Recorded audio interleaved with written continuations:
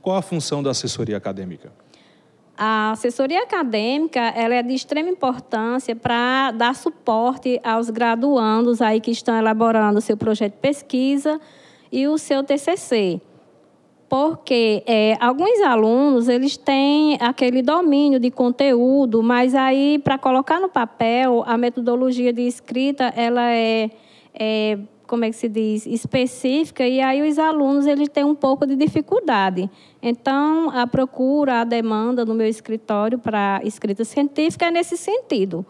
Coloca no papel tudo o que sabe, toda a escrita, mas o conteúdo abordado lá na questão da escrita, ela precisa ser ajustada. Muito bem. Sueli, inclusive a gente estava conversando aqui em off já algumas coisas que acredito que é uma dúvida daquelas pessoas que ainda estão entrando nesse universo acadêmico, da escrita e também do TCC, que em relação à escrita acadêmica e escrita científica. A escrita científica está dentro do universo acadêmico, não é isso? Sim. A escrita científica ela está literalmente dentro da academia, né? É uma escrita que tem que ser elaborada prestando muita atenção às técnicas de escrita. Por isso que não pode escrever tipo, como eu já tinha lhe falado, como uma bula de remédio, um outdoor, uma propaganda, deve seguir uma norma. Que são a escrita informal, essa de outdoor, propaganda. Sim, essas escritas de outdoor, de propaganda, elas são feitas de forma aleatória, não tem uma técnica para isso, né? Tem, mas não é aquela formal como na escrita científica. A escrita científica só serve para TCC? Não, a escrita científica ela serve para revistas, artigos, projeto de pesquisa e vários outros. Acredito que livros também seguem uma norma da escrita científica, com certeza. O que caracteriza um texto de cunho científico? Bom, a escrita científica ela tem como característica a clareza e a concisão, certo? A clareza é aquele texto que é escrito de forma clara e objetiva e conciso, né? Aquela concisão é aquele trabalho que é escrito com poucas palavras, palavras objetivas e que dê para qualquer leitor ler aquele assunto, aquele texto e já entender a informação que está ali escrita. Quando vamos escrever um texto de nível científico, né, devemos levar em consideração as técnicas para poder estar aí escrevendo, tá? Como é que se faz isso? Prestar atenção às normas de comunicação, que é justamente isso, escrever um texto que dê para todo mundo ler e entender. A gente não está escrevendo só para a gente. Precisa entender que estamos escrevendo para as outras áreas correlacionadas e para que o leitor ou o seu orientador possa entender realmente o que está ali escrito. Sueli, a escrita científica, ela tem que ser, por exemplo, em primeira, segunda, terceira pessoa ou depende? Ela nunca pode ser em primeira pessoa. Você nunca pode dizer eu fiz, eu faço... Eu acho, nunca. Deve-se, entende-se. Não pode dizer que é você que viu, que entendeu. Nunca em primeira pessoa. Muito bem. Então, deve ser em... Pode ser em terceira pessoa, né? Mas menos na primeira. Você nunca pode dizer escrever em primeira pessoa. A escrita científica, ela parte de um princípio já reconhecido cientificamente?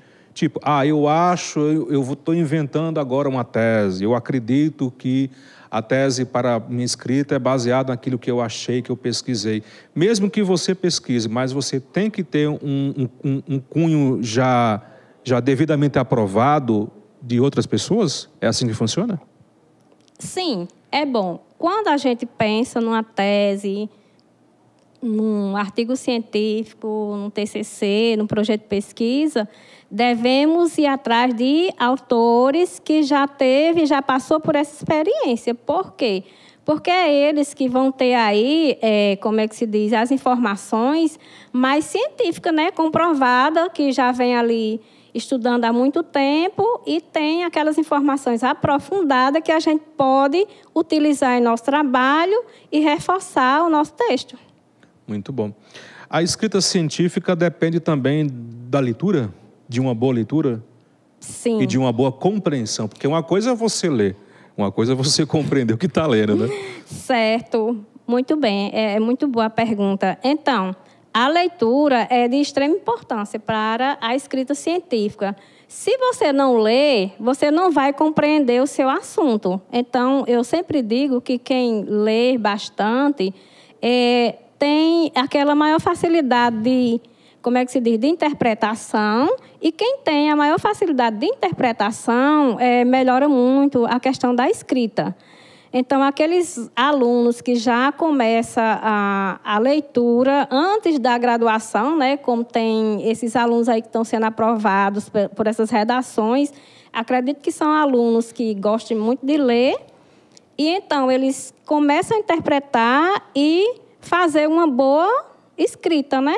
Então, esses alunos, quando eles chegarem lá na graduação, eles vão ter muita facilidade na escrita. Quando a gente entra na faculdade, já precisa ter um pouquinho desse conhecimento, embora que muitas vezes isso não acontece. A gente aprende, né, ao longo do tempo. Uhum. Não lá na graduação, gradativamente. Mas esses que já começam anteriormente, com certeza, quando chegar lá como é que diz, na faculdade, eles vão ter menos dificuldade de escrever, né, e de interpretar. Uma boa escrita científica depende de uma boa leitura. Com certeza. Leitura técnica, né? Como você falou anteriormente, não basta ler. A leitura técnica, ela é bem importante, porque ela diferencia da leitura de ler por ler. Ler por ler é, como eu lhe disse, aquela história também de você ler um outdoor, ler uma propaganda só por curiosidade. A leitura técnica, não. Você vai prestar muita atenção no que vai estar interpretando, se dá conta se é possível colocar ali dentro do seu texto ou não. Interessante. Sueli, você também, como você bem falou, você é assessora, você orienta também na produção de TCCs, já de muita gente. Eu tenho uma impressão, e me corrija se eu estiver equivocado, que tem muitos alunos hoje que estão prestes a concluir suas graduações nas faculdades, universidades, que não desenvolveram esse hábito de leitura e chegam assim muito perdidos assim, e acabam fazendo um TCC, uma pesquisa muito superficial. Eu tenho essa impressão às vezes, claro que eu não conheço o universo por completo, não posso falar por todo mundo, mas você também vem percebendo um pouco dessa superficialidade na produção de artigos científicos e TCC e tudo mais, em comparação a alguns anos? Sim, com certeza. E é por isso que surgiu aí a oportunidade, né, que eu tive de fazer, de elaborar, de construir, né, o escritório acadêmico. Foi nesse sentido. Eu vejo que existe muito essa dificuldade. Na graduação, os alunos, ele tem ali os professores, né, para orientar tudo bem direitinho, mas os professores, é muito aluno para eles pegar pela mão e estar ali sempre. E tem uns humanamente é impossível, né? Não desenvolve mesmo a questão da leitura e da escrita. Então, com certeza, a maioria dos alunos, eles escrevem assim, de forma aleatória. E aí é onde entra a assessoria acadêmica. Eles escrevem o seu texto e aí ela pode entrar muito antes de se elaborar um TCC, ela pode ser no início, pronto, entrei na faculdade agora. Já seria interessante já procurar essa assessoria acadêmica para ir me orientando? É bom, né? Sempre a assessoria é sempre bem-vinda, porque aí a gente trabalha com assessoria de graduação, não só com TCC.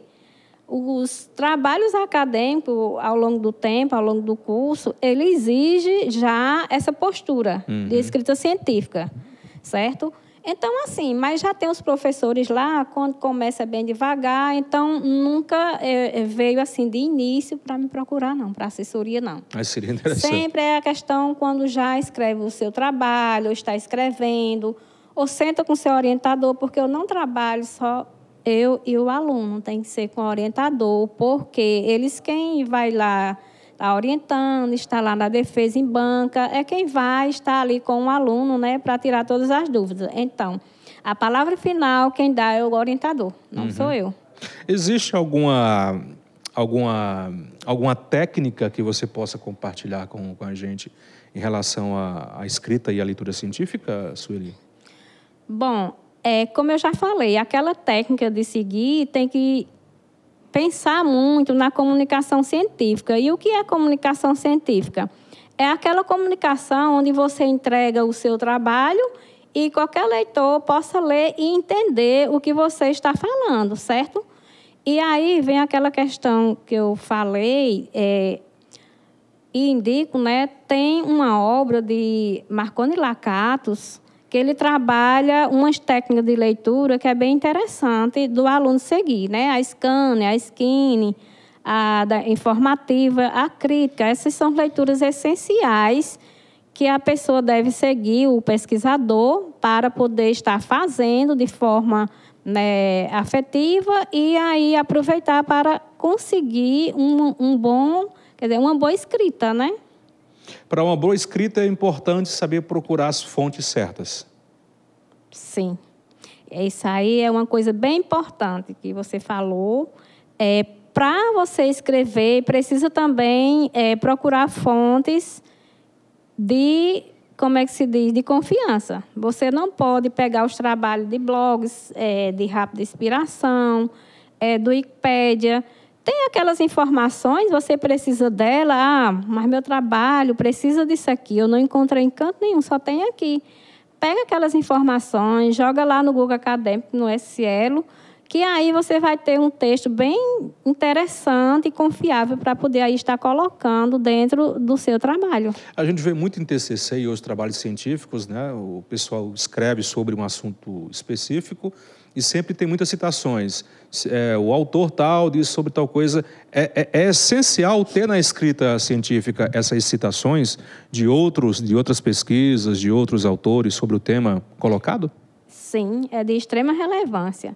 A gente não pode, de forma alguma, escrever um texto sem ter um reforço científico. Você tem que dizer de onde tirou, de onde teve a base teórica. Então, a gente é sustentado nesses autores para que possa reforçar, né? E dizer de onde foi tirado isso. E tem que referenciar. Qualquer autor que você citar, você tem que referenciar. Quando a gente escolhe um tema para fazer um artigo, para escrever um artigo científico, eu tenho que também começar a organizar e também organizar o texto em si e organizar as minhas ideias. Quais as dicas que você poderia trazer nessa parte de organização de ideias para se fazer uma escrita científica? Bom, no primeiro momento que eu estive aqui, a gente falou justamente sobre isso, né? Do planejamento, que é essa organização de ideias para poder aí estar começando, né, a escrita. Então, para começar a escrever, primeiramente você tem que saber o tema, escolher o tema, né? E para escolher um tema é de grande relevância você procurar saber o que você realmente gosta, o que você sabe, alguma coisa daquele tema, procurar saber na questão de onde você trabalha, no seu bairro, na sua casa, na sua escola, se tem alguma coisa que você possa trabalhar naquele sentido. E é importante que, às vezes, escolher um tema que seja...